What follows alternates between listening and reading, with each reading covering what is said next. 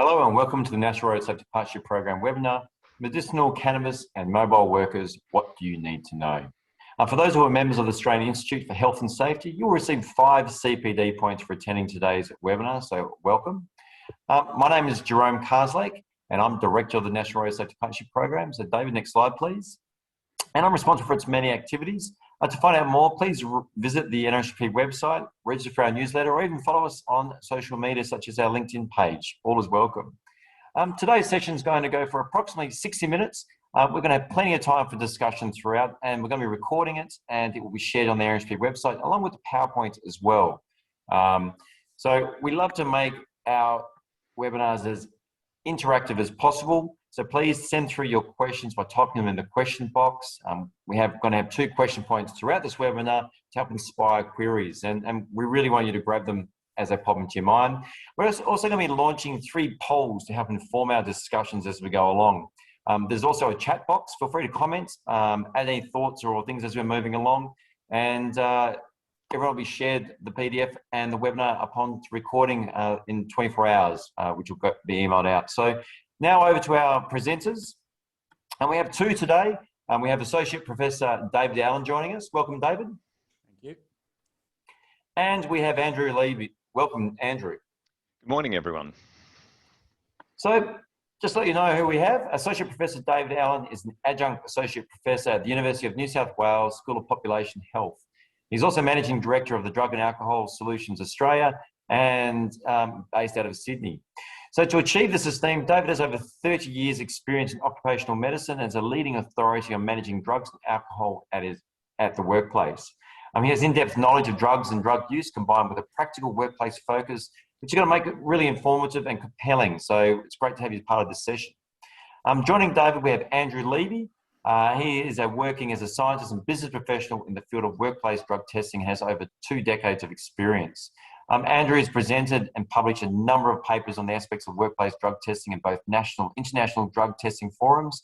He's also a member of the Forensic and Clinical Toxicologists Association, as well as a member of the Royal College of Pathologists Quality Assurance Program, and he's an expert in toxicology. So 2 amazing presenters, and I'm really looking forward to diving into this. Over to you guys. Okay, thank you, Jerome. So we'll talk a little bit about cannabis. So a plant that contains active substances.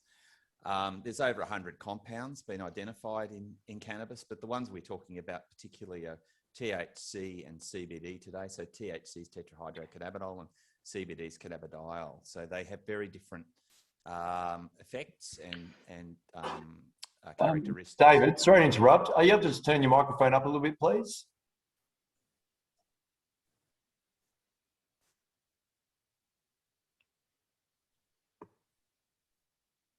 Or David, perhaps swing your microphone doesn't look like it's pointing to your mouth. Okay. There we go. How's that? Is that better? Much better. Okay, thanks.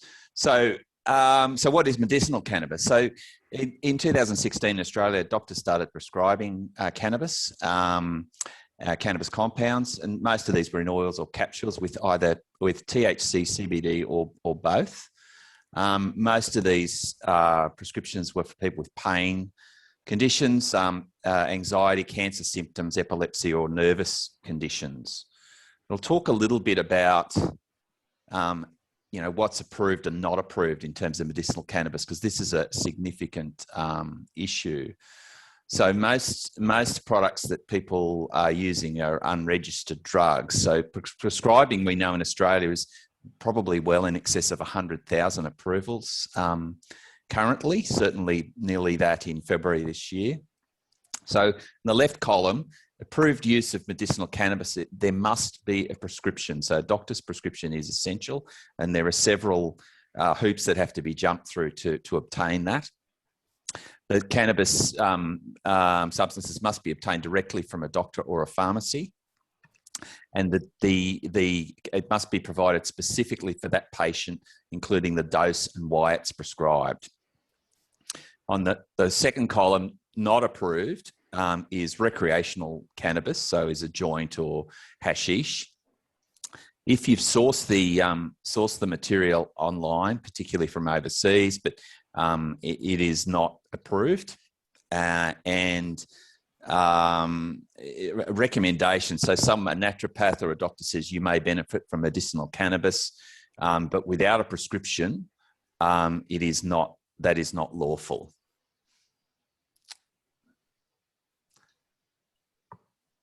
So in terms of the medical uses and effectiveness of medicinal cannabis, so this is where it gets a little bit probably messy and controversial. There's a lot of promotion of medicinal cannabis, but based on what I would say is very little good evidence of effectiveness.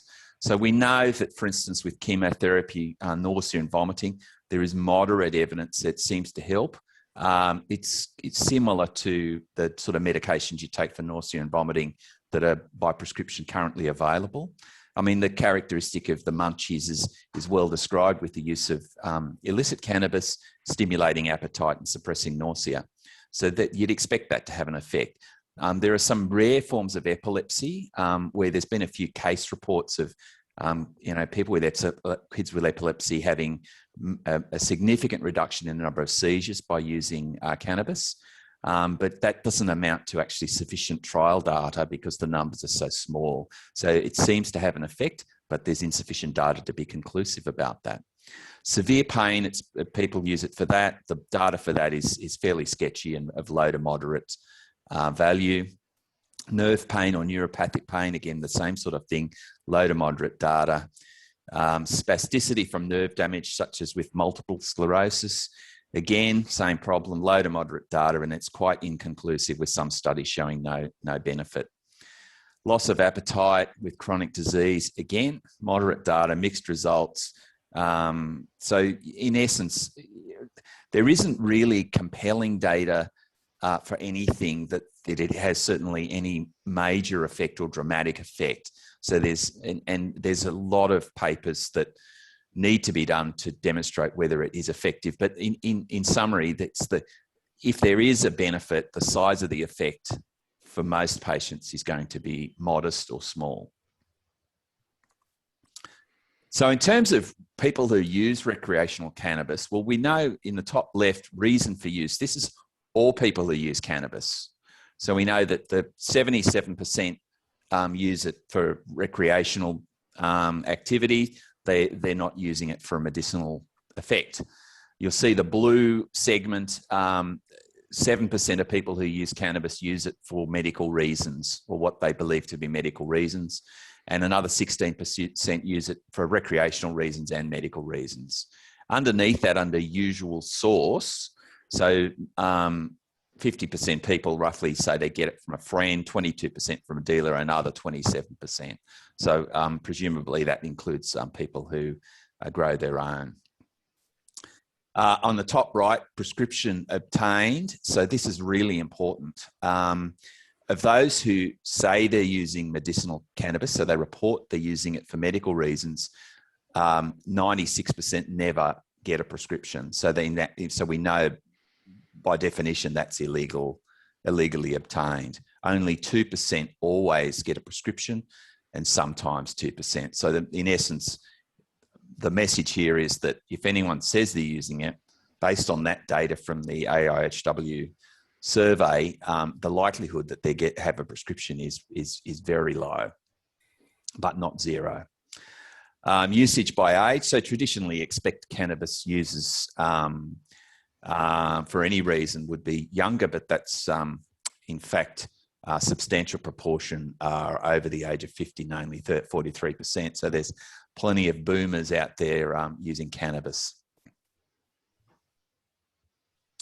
I'll pass over to Andrew for these slides.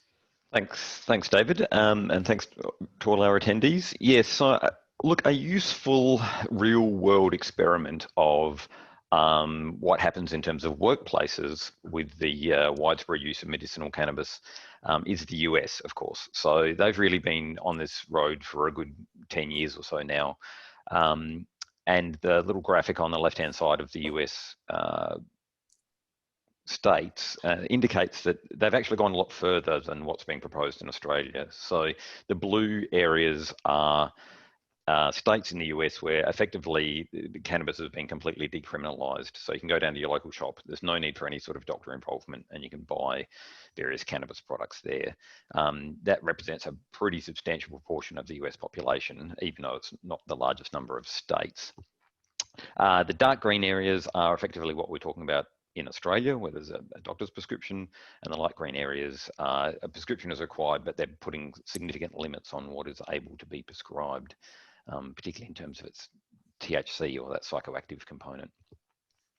So what does that mean? Well, we've got this nice data set on the right-hand side from Quest Diagnostics, which is one of the largest workplace drug testing laboratories in the world.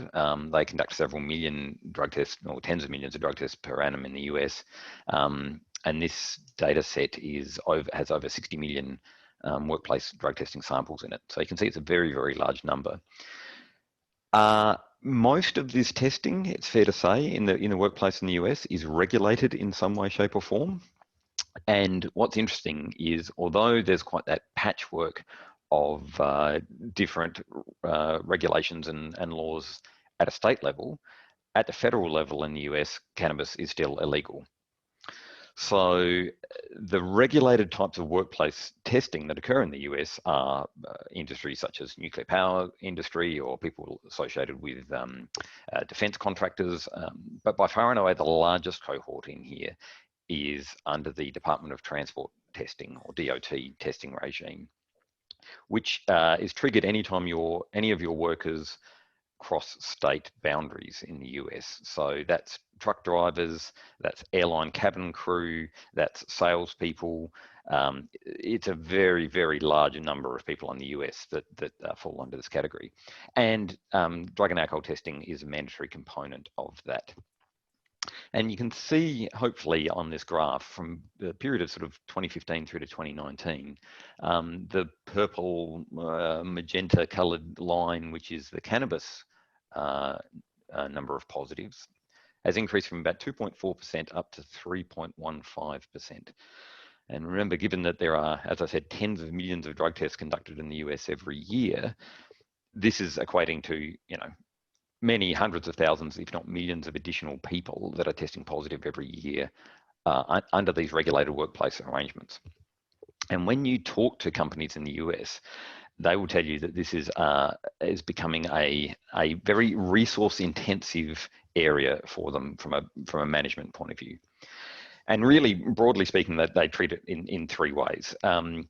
If you are from a state like California, which has it was one of the blue states shown here, that where cannabis is effectively deregulated, but you test positive on your workplace test, then in most cases, you only get one strike in the US system typically, and there will be cause for dismissal for that individual.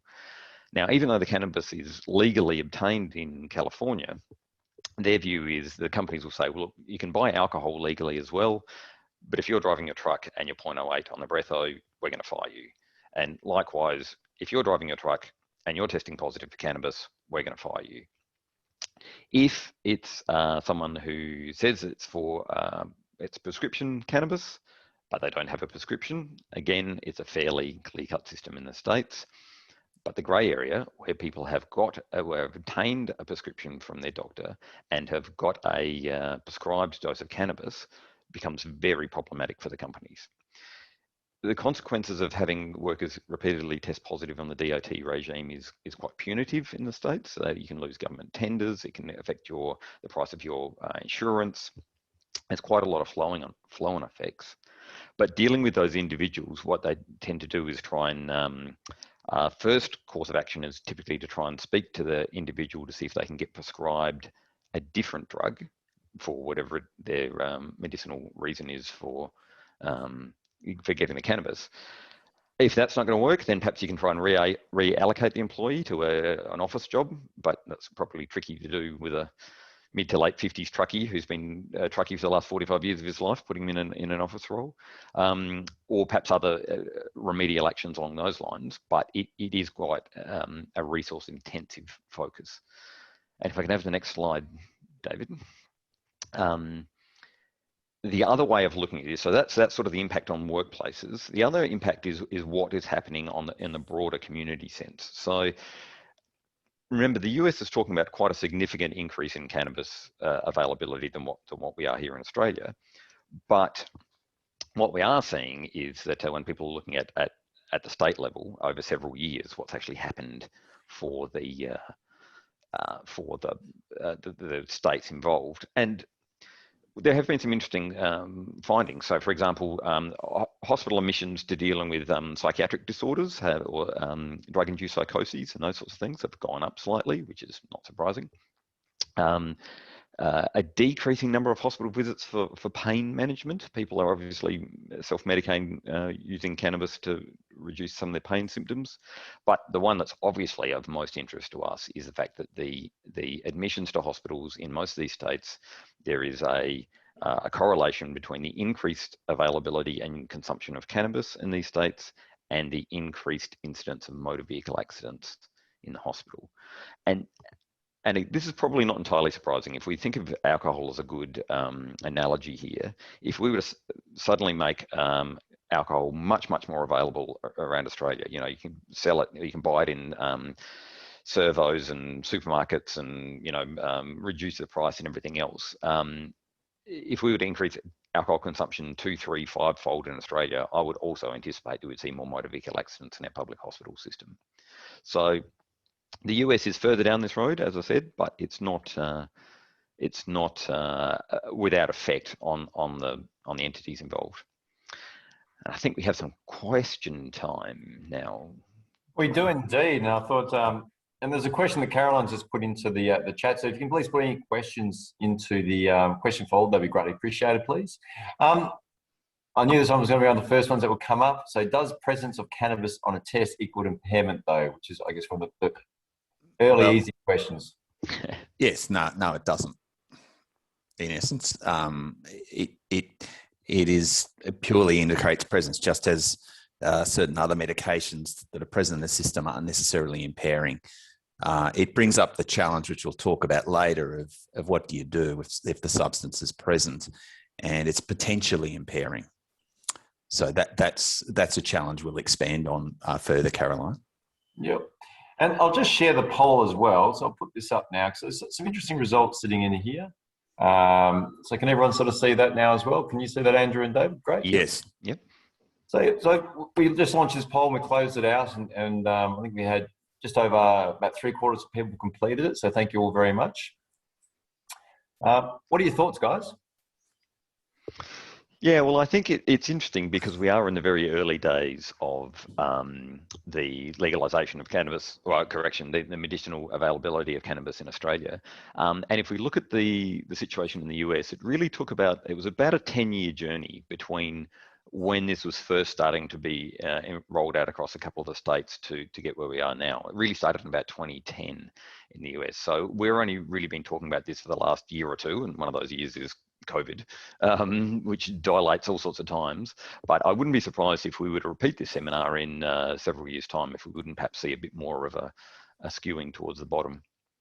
I agree with that. And I think there's a lot of, certainly we're talking about 100,000 people, which is not a huge number, but you only need a handful of those in each workforce to cause a lot of grief. So I guess the message here is you need to be ready for this and preparing for it and getting your policy in place. And that's great, because that's what we'll be drawing on a little bit later on. And just a question for you, David. You were mentioning about some of the benefits and impacts and how a lot of the data was uncertain. It needs more studies. Is one of the reasons why the data's not there, is it because it's viewed as illicit, or it's still sitting on the periphery, we haven't been able to do the trials, or what's your thoughts around that? There's a fair bit of research going on, and it's interesting because the cannabinoid receptors are well described in the body. So there's a lot of research going on, driven by the desire to help people, but also there's money to be made, and so people are trying to make a fair bit of money out of cannabis.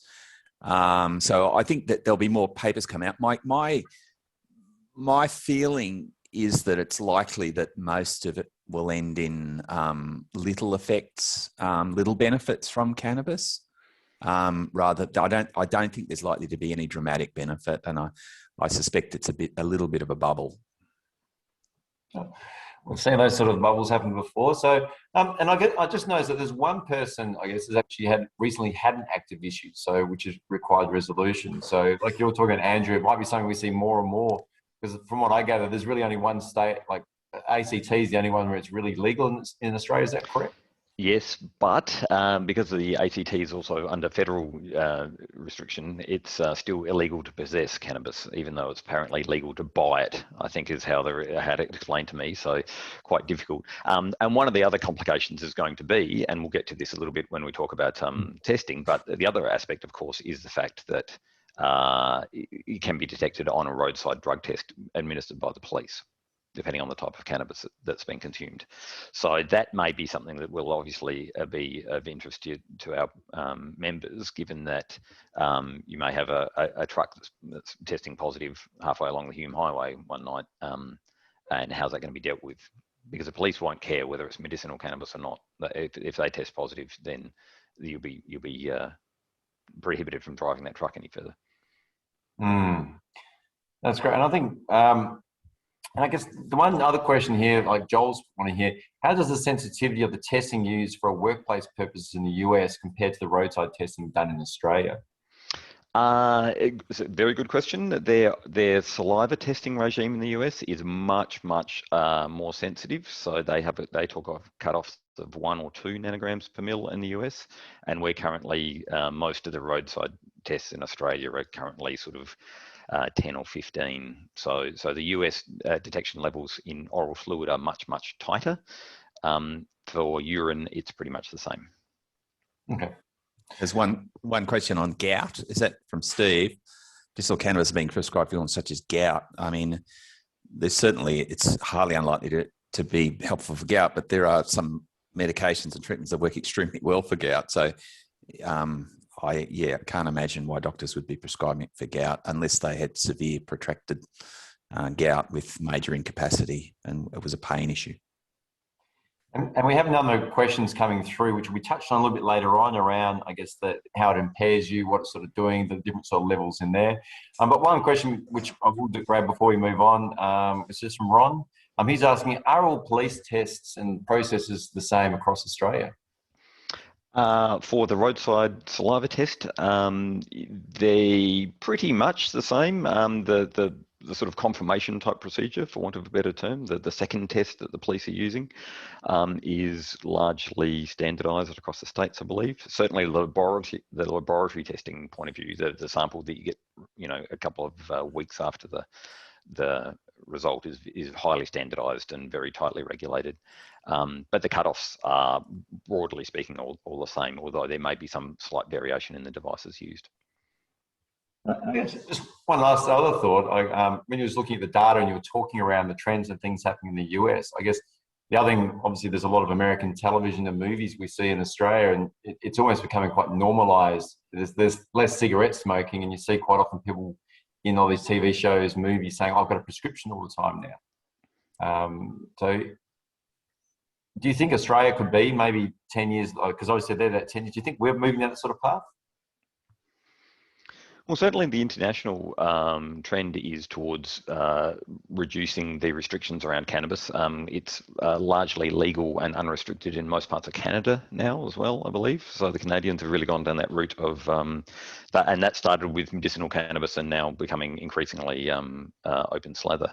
And there's certainly talk in the UK of perhaps not total decriminalisation, but certainly trying to reduce the penalties for cannabis consumption and use. So I think most countries are on that spectrum, but probably nowhere near to the same extent as the US at this stage. Excellent. We've got a lot of questions I can hold on to the next sort of area, we'll begin touching on. So let's move on. Okay, so talk a little bit about the effects of cannabis and the different compounds. So, and why it matters for workplaces. So medicinal cannabis, the THC effects. Now, THC is, as I said, the intoxicating component of cannabis. So it does have effects on the body. So it can increase the heart rate. It can increase the width of the blood vessels, improving blood flow, and some reduction in breathing. And on the second column, you'll see behavioural and psychological effects include. So this is the concerning area, and this is why people want to use THC. They get a euphoria or an intense feeling of well-being, relaxation, sedation, sleepiness, disinhibition. So they'd be people more inclined to act inappropriately. The short-term memory can be impaired, distortion of body and time, and an increase or perception that they have an increase in audio or visual or hearing acuity, the ability to hear and see. So as opposed to CBD, so it's not intoxicating even in substantial doses. There may be some benefit with the pain, anxiety, and nervous conditions that we've talked about before. So it's not psychoactive. So the physiological effects, it seems to induce sleep, and it may open up the airways, so may have some role potentially in the treatment of airway diseases. Some of the behavioural or psychological effects of CBD include reduction in anxiety. So this is one of the indications for CBD, relaxation, and note that it's non-hedonic. So people don't seek out the CBD as like they would a drug that's that they might take recreationally. So it's illegal to drive in Australia if there is THC, not CBD, but THC in oral fluid or blood, or someone is intoxicated or under the influence of THC. So it's just basically, if the stuff is present in your system, you're deemed to be committing an offence. So that's the challenge. You know, if people say, well, look, you know, I'm not intoxicated, and not everyone who's got the substance present is actually demonstrably intoxicated, but there are multiple challenges in demonstrating intoxication. So it's effectively the presence of the substance is considered to be the offence. And I'm sure we'll get questions about that, and happy to talk about it. So in terms of impacts on driving, we know from studies that have been done that people with THC in their system will drive more slowly. They will pass vehicles less, and they'll establish a greater distance between themselves and the car in front. So in other words, trying to avoid accidents, but unfortunately they weave or in lanes significantly more. So they tend to either go to the edge of the lane or go out of the lane.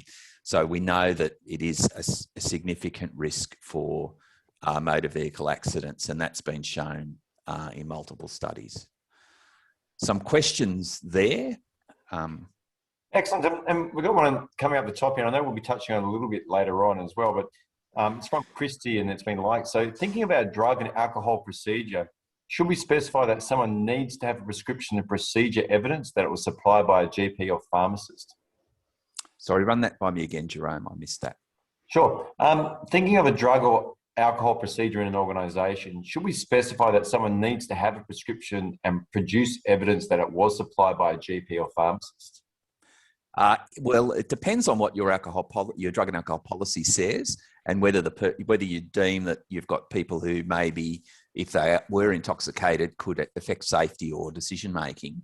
So if a person's in an industry where it's not relevant, then there'd be no requirement. So it really depends on the context and what your policy says and what your objective is. And is your objective to improve safety, and a person's in a job that requires them to be not intoxicated, then you would need to establish that, you know, people are educated to report that they may be taking a medication. I will expand more on this in the next session.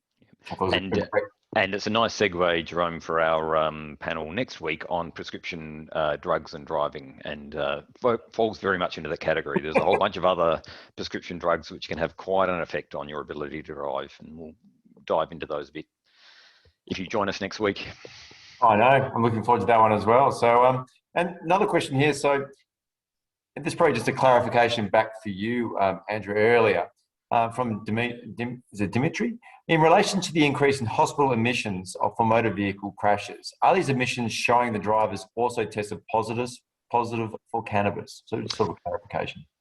Sure, yeah, and the reference of the paper is at the end of the presentation, so you can have a look yourself.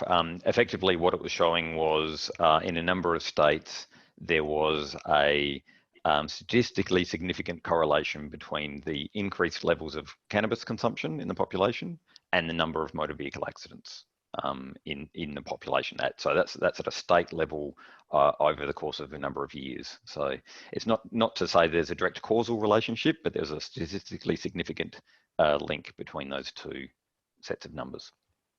And this is a great question from Rob. What is the difference between oral testing and urine testing regarding identifying the amounts in the system? Well, I believe that might even be our next slide. Correct. Coming up very soon. Oh, no, it's a correction. I'll hop into that one in 2 secs. Sorry. Cool. And we've got one here from Sharon I'll grab. Have studies in relation to medicinal cannabis and driving involved patients who have prescribed medicinal cannabis by doctors results of such studies that could be quite different if undertaken with healthy participants compared to those who are generally unwell? So I guess, how does, regards to the medicinal cannabis and driving, how's the health, does the person's health impact on basically, or affect how that person's driving or yes, is the answer. Yes, absolutely. And again, when we talk about prescription drugs next week, there are actually a number of prescription medications you can take which improve your driving performance because they're treating whatever your medical condition is, and you're no longer in pain or you're no longer as distracted, so you can actually improve your driving performance. Look, I'm not aware of anything that specifically looked at people that are taking medicinal cannabis as part of a prescribed regime and how that's affected their driving before and afterwards. It'd be very interesting to see. But you could make an argument, I guess, that like if someone was in chronic pain and they were getting some relief from their medicinal cannabis, which I think, as David mentioned, is a very weak use. There's not a lot of data to show that actually happens, but it's like everything, we cannot, on an individual level, there's no magic bullet to say whether this person is safe to drive or not. Even alcohol at 0.05 for different individuals is going to have substantially different effects depending on your fatigue levels, depending on what other medications you may have. It's a very tricky one to pull apart. I mean, standardized testing for impairment, physically testing for it or psychologically is complicated and impractical. And if you could say someone was taking the medication at a regular dose and you could measure the level of psychological impairment or physical impairment, is that repeatable? So is that the same today as it is tomorrow or next week? So there's a whole bunch of variables that we really can't control for. That's great. We'll move on because I know quite a few of the other questions we've got sitting here now. You guys will be touching on as we go through. So from a business point of view, how do you manage the risk or how do you mitigate the risk? So the first thing, we've already touched on this, is looking at, you need to really have the framework right, your drug and alcohol policy. So that your policy needs to, and this is what you should be working on now, referencing prescription and over-the-counter medicines, not just illegal drugs and alcohol. So you need to consider how prescription medicines and over-the-counter medicines affect impairment and risk at work and how you're going to deal with them. So it's wise to encourage people to confidentially disclosure. And again, you need systems in place to manage the confidentiality. And that is, regarding safety and whether people should be put on suitable duties if they're taking a potentially impairing substance. And this could include cannabis or narcotics or benzodiazepines and so on. Training is really important. I mean, the guts of this is you really need to look at how you train your workers to understand what their obligations are, what is impairing, and also what's legal and illegal in terms of cannabis. So there's going to be people who are going to pop up using this stuff, and they need to be encouraged if it's relevant to disclose, and so you can manage the risk. You don't want them popping up as a positive on a drug test or having an accident and hurting someone. I mean, essentially what I'm saying, it's complicated, and you get your framework right in terms of your drug and alcohol policy, and then educate the workforce and get advice if you're not sure. I mean, this stuff is challenging even for health professionals. So it's not well understood in the medical community generally. So if we're struggling with it, it's going to be even more difficult in industry. I mean, and I guess it's good timing this, because you can't just assume that this is all going to work itself out. These people are going to be popping up, and the last thing you want is for people to be getting hurt, injured, or killed. Do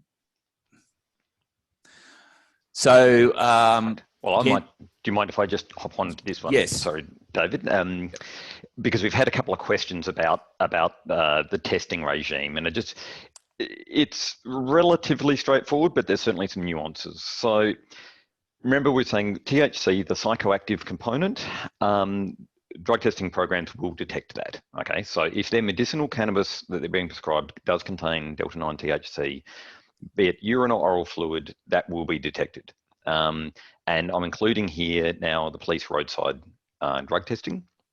And if you have a situation where there's been an accident, in most states, if there's a significant accident that requires hospitalisation of one of the parties involved, there'll be a blood draw taken. Certainly if there's a fatality, there's definitely going to be at that case.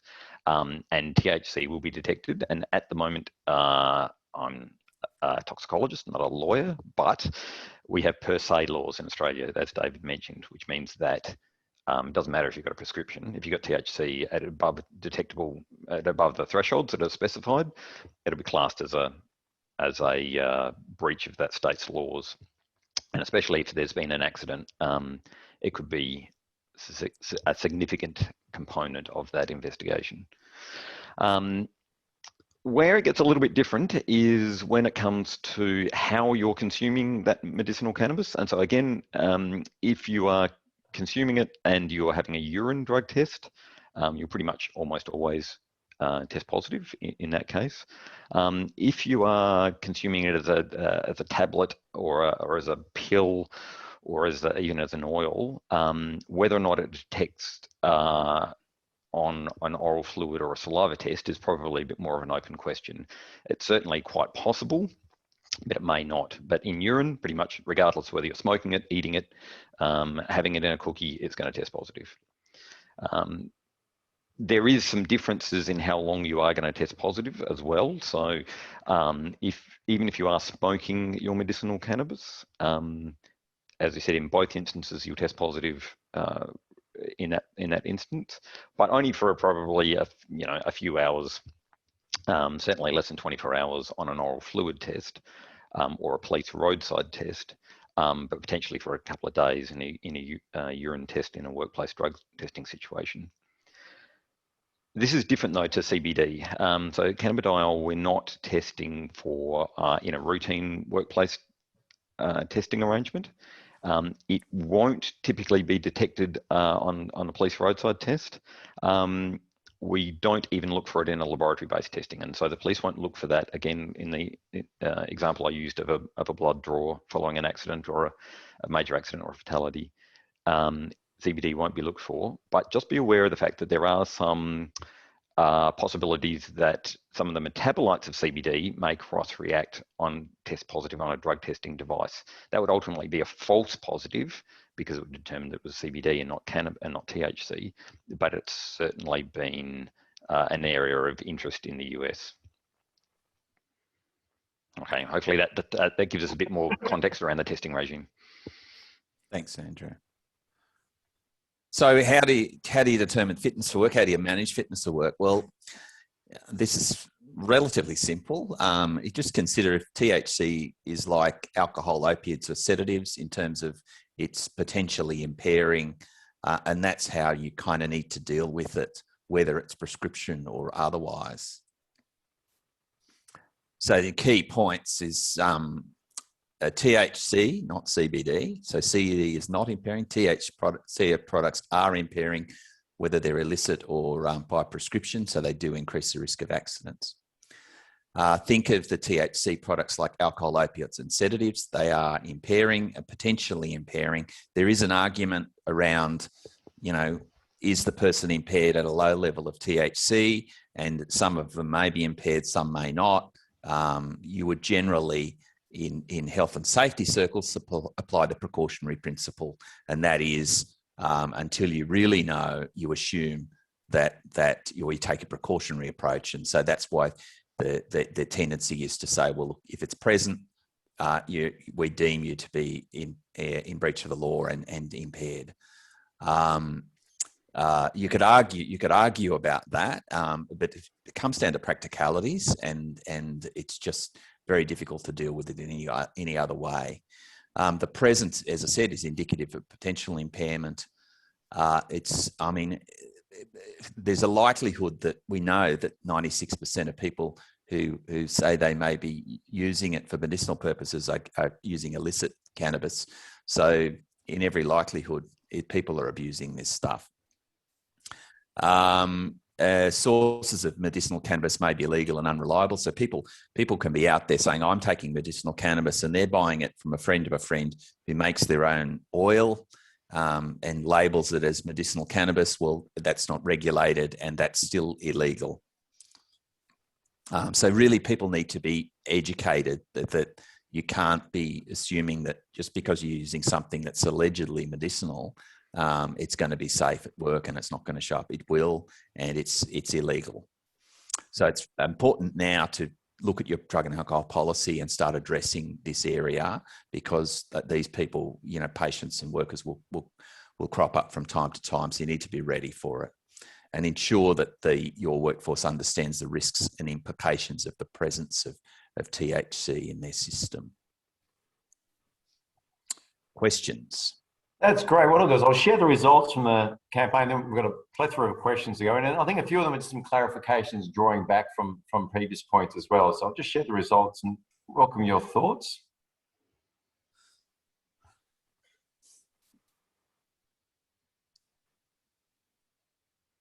What do you guys reckon? I think it's timely to probably start looking at your policy. It really comes back to looking at the risk. What sort of industry are you in? So you do a risk assessment. If you consider alcohol's a risk, either in accidents or in people making mistakes or reputational issues for the company, then THC's essentially the same. It'd be handled differently in terms of the way you test it and so on. But other than that, if you think that impairment is an issue, then THC is going to be an issue. Would you agree, Andrew? Yeah, I think so. It's interesting if you look at, there's a number of regulated industries now, like for example, if you're in the railways, if you're involved in the airline, aviation industry, you're pretty much required to have a drug and alcohol management program in place. Most of the construction industry now that's dealing with large federal government contracts, they are required by legislation to have some sort of drug and alcohol testing in place. So, it's not as prevalent for us in Australia as it is in the US, but certainly, on a risk-based approach, there's no question that illegal drugs and alcohol in the workplace can have a significant effect on the ability to work safely for themselves and others. And the other thing I'd say is that it's good to get your policy and systems in place before this happens. It's quite time-consuming and problematic when these things arise and it causes major disruption to the workplace. If someone is positive for a substance, it's really good to have the framework in place before that happens. Well, you're very exposed if you haven't got that framework in place, because it's a little bit later. There's been an incident and you're in a coroner, and then you put that in place and you've all done that. And the question the coroner will say, well, that's great. Why wasn't that in place beforehand? Yeah, well, if you're aware of it as a potential issue, that raises the issues of negligence and so on. And just a comment here from Ron. He said, for FYI, I understand the presence of illegal drugs, primarily cannabis, following road crashes. SA law requires blood tests must be taken if admitted to hospital fatalities, which now exceeds alcohol. Yeah. The testing rates, or the positivity rates from South Australian Police on their roadside drug testing program, which, as with most states, is not a random roadside drug testing campaign. It's very much an intelligence-led campaign that the police use to target certain areas and certain times and everything else. But the positivity rate on drugs is much, much higher than what they get on alcohol. you typically get sort of round figures, 0.5% of everyone you test positive driving around on a Friday night on the road, testing positive, greater than 0.05. A number of police jurisdictions around Australia will report 8, 9, 10% positive for THC and methamphetamine on the road. So, Okay. an order of magnitude greater rate of positives. And two sort of questions that align. We've got basically Ron and John. Basically, we'll generally only return a positive alcohol test when it impairs you, certainly 0.05 or higher. How does this relate to cannabis? And John's is very similar. Should cannabis be viewed differently if you have a 0.05 or above for alcohol? I'm not sure I understand the question. It doesn't, will generally only return a positive alcohol test when it may impair. So I guess if you're 0.05, anything below 0.05 in alcohol doesn't register, or there's no enforcement. So the question would be around impairment. So if you're impaired, how do you measure that? And I guess John's made another point here, going if you test and there's that impairment level, should there be some further testing to see whether you are actually impaired or whether you're not? Well, I think that it comes back to, as David mentioned, about the risk, because it's not 0.05 if you're driving a heavy vehicle, for example, and that's because the risk of having an accident starts increasing the moment you have any amount of alcohol on board. So the risk of having a motor vehicle accident at 0.02 is about 30 or 40% more than being sober, and the risk of having an accident at 0.05 on the breatho, this is on a population level, of course, is about double. So, and then it becomes more like about 3 or 4 times at 0.08. So I guess the question is, if where do you set that level of risk? And the Australian governments collectively have said, well, we know that any presence of cannabis is a potential risk for driving. So we're going to set the limits at a certain level, and anything above that is going to be a positive. I mean, it's important to note that even at that blood draw level following an accident, the state forensic services are not looking for the tiniest little faint shred of THC. They will have their own limits, and it's got to be above a certain level. And that does vary a little bit state by state, but that's to try and exclude the fact that somebody may have had a joint 4 days beforehand and it's got this tiny amount still kicking around in the background. So there are levels that are sort of used to try and get around that, but I guess it comes back to risk. Any time you have the presence of THC in your bloodstream or in your bloodstream, I'll say, there is an increased risk.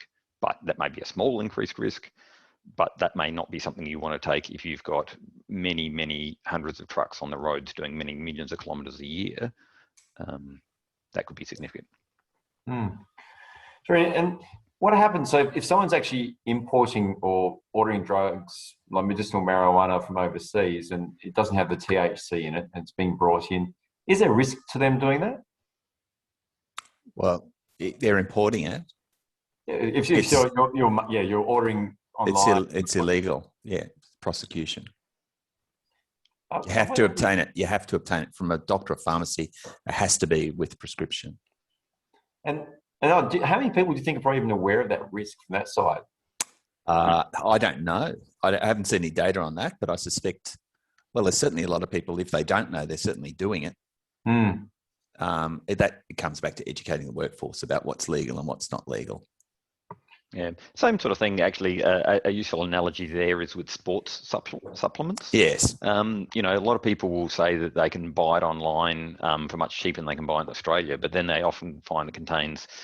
They can sometimes find that it contains substances which are illegal in Australia, like DMAA, for example, and you can be prosecuted for doing so. But I mean, I guess I'd add in that, with regard to THC and prescription and over-the-counter medications, it's wise to get your workforce to behave as if they were an athlete, and you see professional athletes and Olympic athletes and so on, they go into a pharmacy, that they are very, very careful about taking anything that's over-the-counter or from a doctor.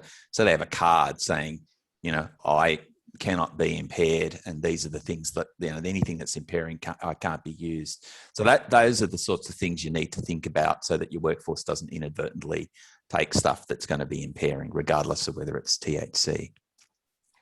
There's like a question here from Karen, sort of touches on that point.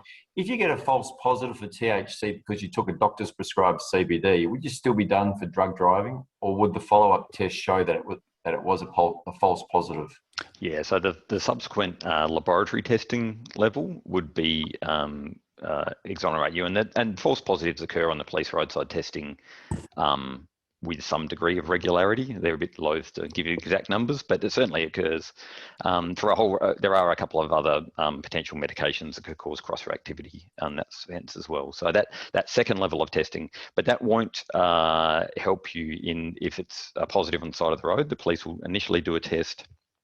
If that's positive, then you're typically taken into the drug bus to do a second test on another instrument, which has allegedly a bit more better performance. And then if both of those are positive, then they won't let you drive for a period of time. But subsequently, the laboratory test, which comes back a week or two later, would mean that you're fine in that sense. If it was just CBD. And Kathleen makes a point here, going on our DASA urine test now, the cutoff is 50, I think it's micrograms, the U, grams per litre. Therefore, they could have a little in their body. Is 50 micrograms per litre or above considered under the influence then? Not in the urine test. I'll refer to David here, but we're trying to be very careful to say that a positive on any type of test, be it urine or oral fluid, you can't say the person is impaired because they tested positive. All you can say is they've got the presence of that drug. It's indicating the presence of that drug is present. So the urine levels particularly really have no relation to impairment, or even very difficult to know what it means in terms of how much when people may have used. Thanks for that. And we have a question here from John. Scandinavia has set per se levels. Should we follow this model? I'm not sure what they are. I guess there's a bit of an assumption that you guys know what they are as well. Well, a couple of European countries have actually started to have talked about introducing per se limits, which is what we're saying is what we have for methamphetamine and THC here. Whereas we're not trying to talk about impairment. We're just trying to say once you get over this limit, then you're positive, right? Correction. Then you're deemed to be conducting an illegal activity effectively. You're positive for THC. We're not going to argue about whether you're impaired or not. You're just going to get a fine. Some European countries have been debating for quite a while about whether or not they need to do that with some prescription drugs as well. In particular, things like opiates and some of those sorts of things. Gets pretty tricky because the only way you can realistically do that is with a blood test. Much harder to test for on the side of the road at levels that it would be of concern. And we just have a comment here from Sharon, thank you. In Victoria, the drugs which are part of the roadside drug testing regime have been included because of their demonstrated involvement in road crashes. In Victoria, THC is present in approximately 15% of driver-rider fatalities. Yeah. So this is probably one for you, David, from Carmel. Do GPs and farmers have a duty of care to advise the impact on driving upon prescription? And if so, how is this regulated? Do the products come with sufficient warning? So any impairing substance should have a warning on the packet. In fact, it does. So and the pharmacist should routinely tell you that. Doctors should tell you, of course, as well. Not all of them do, I'm sure. One of the challenges is out there, people are getting prescribed all sorts of substances that are impairing, and a lot of doctors don't necessarily ask them, what sort of work do you do? So, you say I'm a crane operator. Well, a lot of doctors may not even know what a crane operator does, or a forklift driver, the risks associated. So in a lot of busy medical centres don't ever take an occupational history, so they don't know what a person does. So you really need to assume that the people have not been advised necessarily by their doctor that the substance is impairing, and hopefully they're captured by the pharmacist. But people are going to slip through the net, or they're not going to listen, or they'll think doesn't apply to me. I'm fine. That's probably a really good point, that one, on actually, if you're going in dealing with GPs and pharmacists, ones that actually probably know your industry segment, because there are some of those sectors that recommend GPs to go through, because they actually know the drivers in the sector you work in. If a person drives on THC, is there an onus on the doctor to report this? From John. If it's not legal, I mean, report it to whom, I guess, to the workplace. I think their obligation is to their patient first and foremost, but it's prudent to tell the people to tell, to find out if their impairment may affect their work, but it's a very muddy area. So I don't think you can assume that will necessarily happen. In fact, you can assume it may not happen. Okay, that's great. One other one in here from Kathleen. Do we know whether the majority of insurers stand with regards to an accident where medical cannabis was taken? Will it impact on a repair being possible? Well, I would have thought liability, if you've got an intoxicating substance on board, would be the same as it would be for alcohol. You may not be covered. Great. I'm just going to share the results from our last poll. Here we go. So given the information provided in today's webinar, how would you describe your thoughts going forward? So 13% can't really see we need to take any action in the workplaces yet. The majority of people sat in the middle. We need to actively look at our policies and procedures as part of the ongoing reviews. And I guess in the final one, we are looking to implement strategies to amend policies. So what most people said, what are your thoughts, guys? Well, I think it's a good idea to be reviewing your sort of fitness for work and drug and alcohol policies kind of regularly anyway. I mean, this is a fairly fast-moving space. There's new standards that have come through recently for oral fluid testing, which may impact your policies.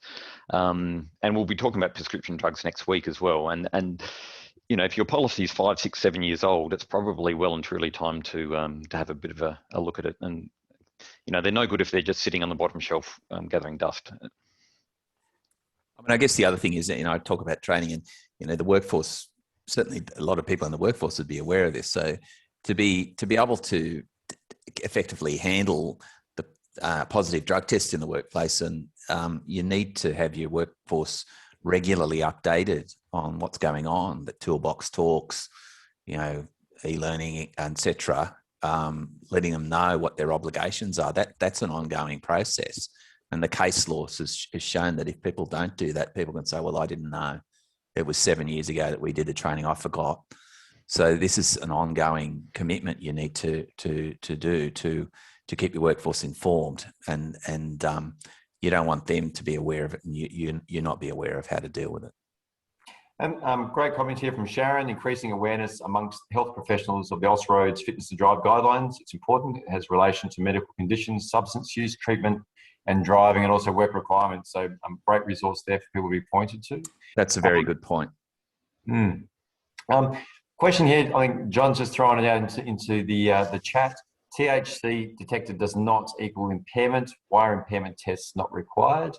Any thoughts? What impairment tests were you considering, John?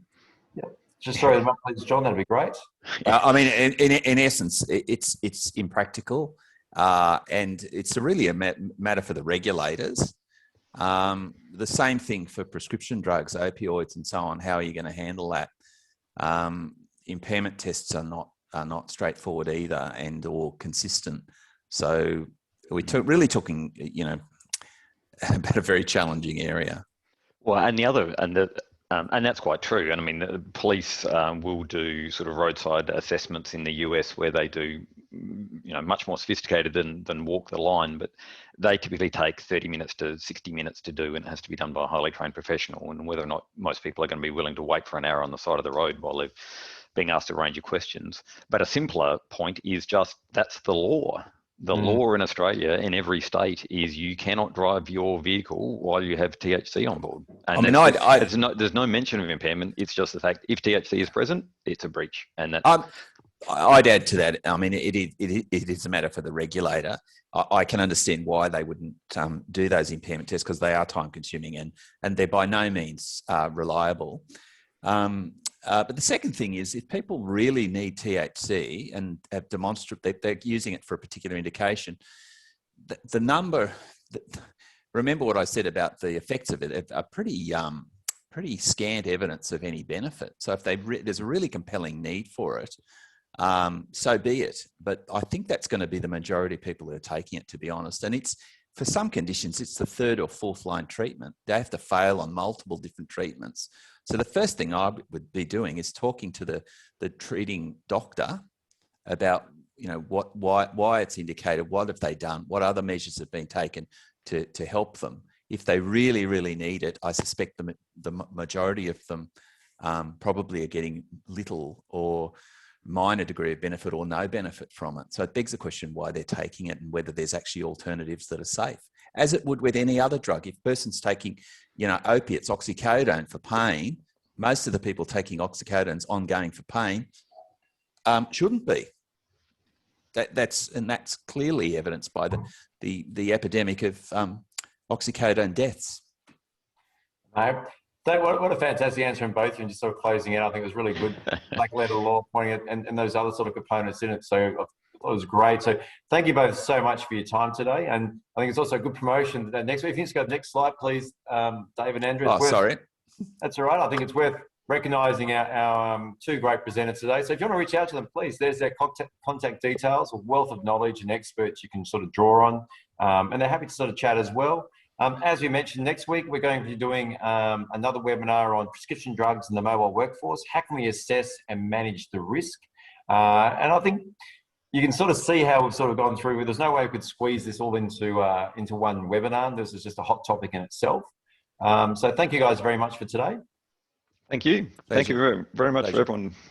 And we'll be sending the webinar out. There'll be an email coming out in 24 hours with a link back to it all. We had a couple of questions we didn't quite get to, so I'll follow up with that with David and Andrew and do that as well. So thank you guys very much, and hope you can join us next week as well. Thank Cheers. Thanks, everyone.